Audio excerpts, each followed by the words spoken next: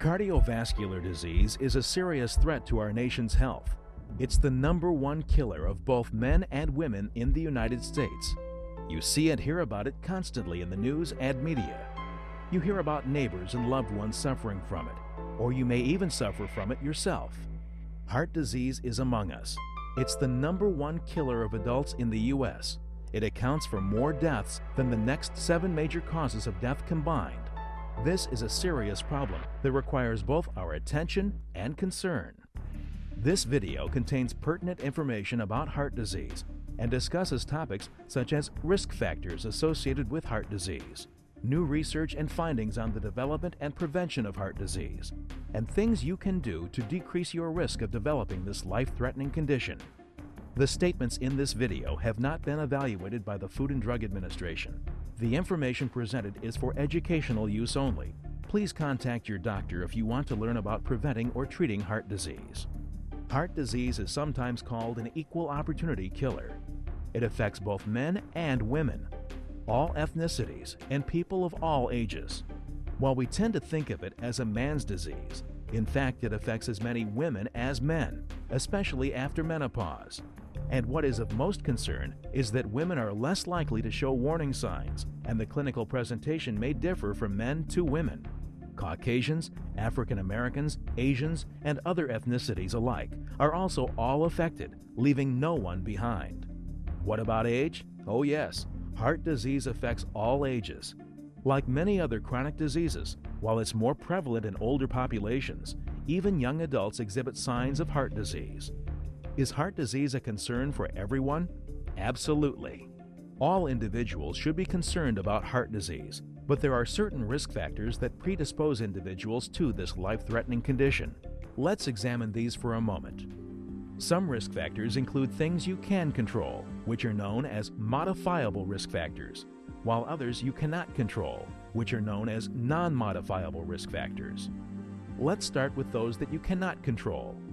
Your family history or genetics is a risk factor that you cannot control. Your family may have a history of heart disease, which by itself can increase the risk of you developing the disease. Obviously, this is something that you can do nothing about. Your age and gender are 2 other risk factors that you cannot control, but nonetheless can also increase your risk of heart disease. Fortunately, there are other risk factors that you can control, that you can do something about, and these include physical inactivity, poor diet, smoking, obesity and overweight, diabetes, high blood pressure, elevated cholesterol levels, elevated homocysteine levels, and high C-reactive protein levels. We will examine each of these risk factors in depth, but first, let's look more into the pathophysiology of what goes wrong when heart disease develops. Your heart is located in the middle of your chest. It's a muscle that helps pump blood throughout the body. Without it, you would not be able to sustain life. And amazingly, it serves to connect nearly every single cell in your body. Your heart and all of your arteries and veins together make up what is known as your cardiovascular system.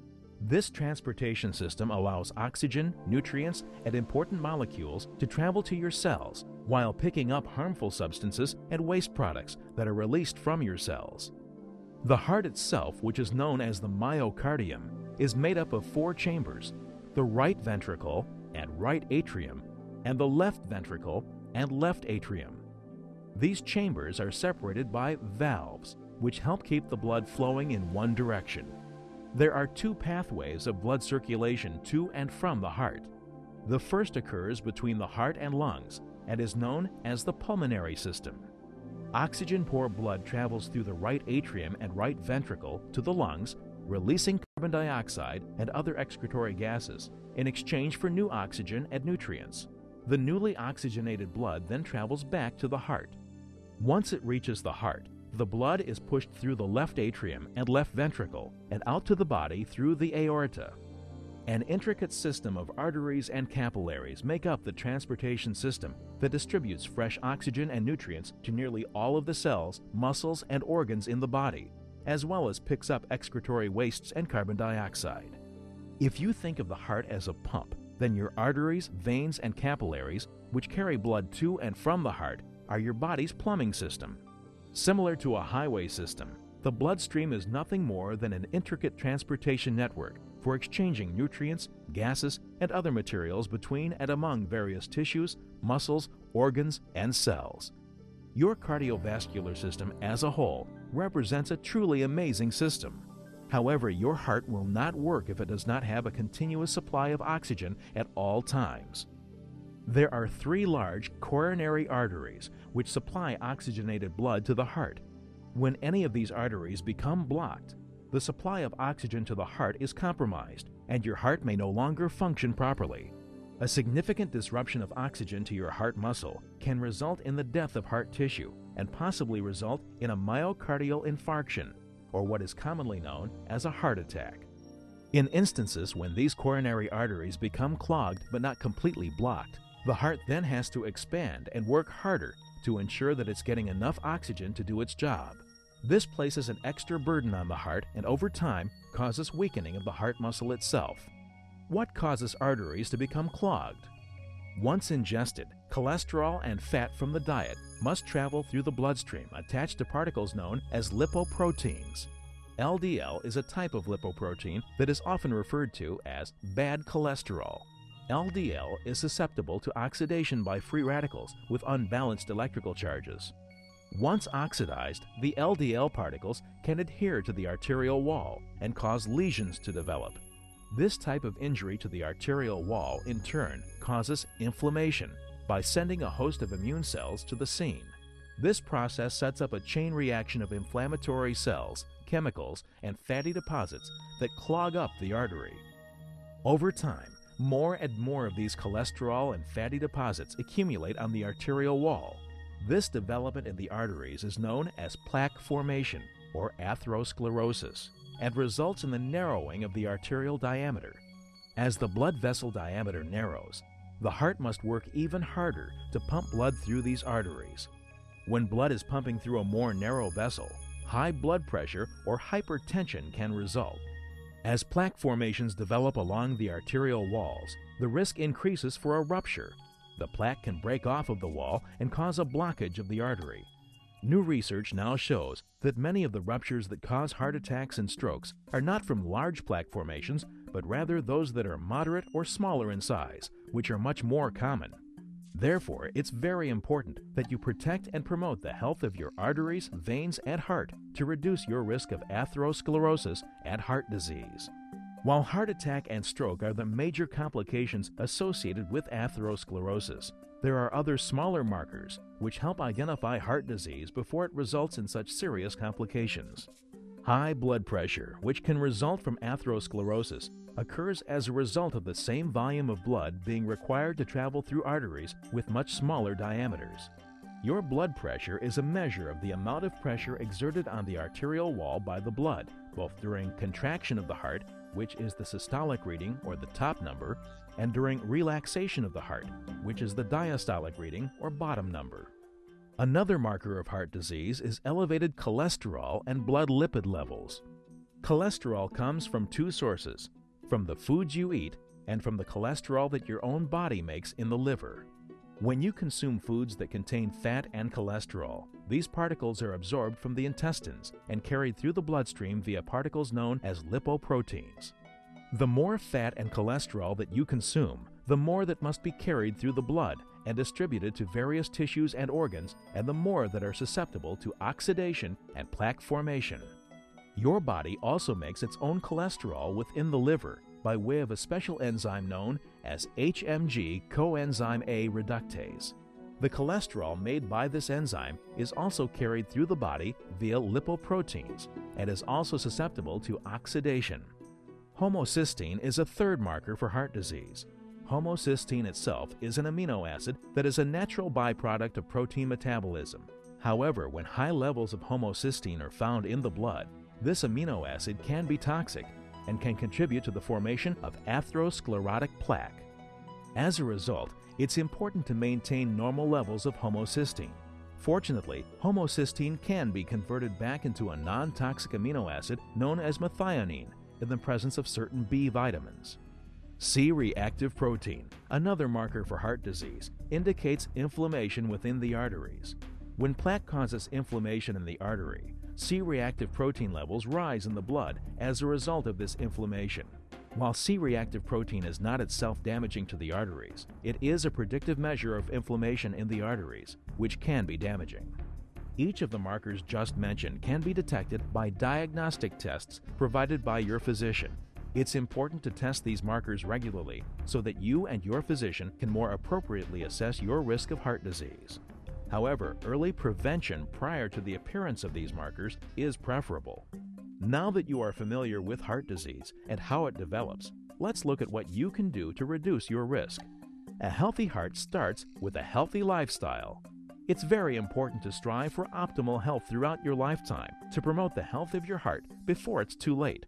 This includes exercising most days of the week, eating a healthy diet that's rich in fruits, vegetables, and whole grains, not smoking. Smoking increases your risk, not only for heart disease, but for other major chronic diseases as well. Reducing your stress levels. Stress can contribute to heart disease by raising blood pressure, as well as putting strain on your entire body. You can reduce your stress by exercising, relaxing, enjoying hobbies, and just simply taking a deep breath every once in a while. Monitoring heart health markers, such as cholesterol levels, homocysteine, blood pressure, and C-reactive protein. Current research also suggests that a number of supplemental nutrients can promote a healthier heart. Fish oils are excellent for a healthy heart. They contain what are known as omega-3 fatty acids, which contain the active ingredients eicosapentaenoic acid, or EPA, and docosahexaenoic acid, or DHA. Some studies show that at least 3 grams of EPA and DHA combined are needed to provide benefits. These benefits include reducing triglyceride levels by as much as 25 to 30%, lowering blood pressure levels, reducing inflammation within the arteries, which can lower C-reactive protein levels, maintaining normal blood flow by lowering a blood clotting factor known as fibrinogen, and decreasing blood viscosity, which is the thickness of the blood. Studies also indicate that there are natural substances that can help lower cholesterol levels within the body. Tocotrienols are members of the vitamin E family and have been shown to lower cholesterol levels by degrading the liver enzyme HMG coenzyme A reductase, the enzyme in your body that makes cholesterol. Several studies demonstrate that the optimal dose of tocotrienols needed to convey the most benefit is 100 milligrams per day. While tocotrienols degrade the HMG-CoA enzyme, polycosanol downregulates the cellular expression through a mechanism that is independent of direct enzyme binding. Multiple studies have shown between a 21 and 29% reduction in total cholesterol levels with 20 milligrams of polycosanol per day. Garlic is yet another cholesterol-lowering ingredient because it contains the active ingredient allicin, which again acts on the HMG-CoA enzyme in the liver. Glucosterones work to increase the amount of bile acid that is made in the body. Bile acid is what cholesterol is converted into so that it can be excreted from the body. Increasing the production of bile acid, therefore, increases the excretion of cholesterol.